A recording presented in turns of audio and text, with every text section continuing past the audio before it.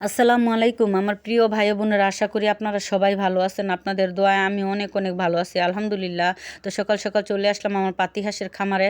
এখন হাঁসগুলোকে ছেড়ে দিব। মূলত আমার এই পাতি হাঁসের খামারটা আমার মুরগির জন্য তৈরি করব, যেহেতু আমার মুরগির জায়গাটা কম, এর জন্য আমি এই ঘরটা মুরগির জন্য তৈরি করব।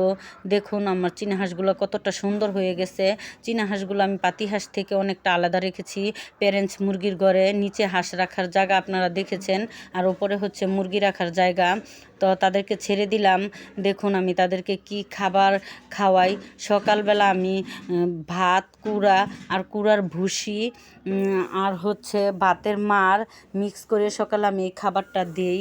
দেখুন তারা খেয়ে নিচ্ছে। আর হাঁসগুলো আমার কতটা নোংরা হয়েছে, তারা গোসল করে না, যেহেতু শীতের দিন। তাদেরকে যদি পানিতে দিই তাহলে তারা দৌড়িয়ে উঠে যায়। আর দেখুন আমি দুপুরে কিন্তু অন্য রকম খাবার দিই। যদি আপনারা দেখতে চান তাহলে আমার চ্যানেলের সাথেই থাকুন।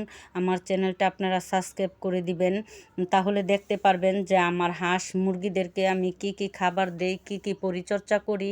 আপনারা যদি আমার পরিচর্যা দেখে আপনারাও কিছুটা শিখতে পারেন, তাহলে আপনাদের উপকার হয়।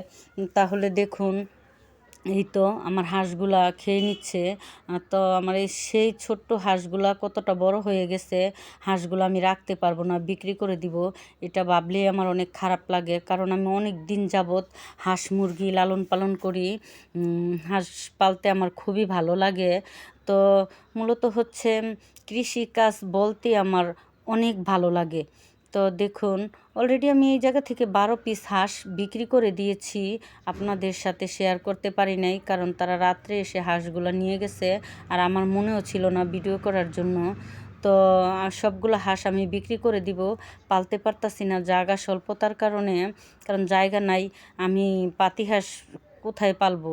তো আজ এ পর্যন্তই। ভালো থাকবেন, সুস্থ থাকবেন, আল্লাহ হাফেজ।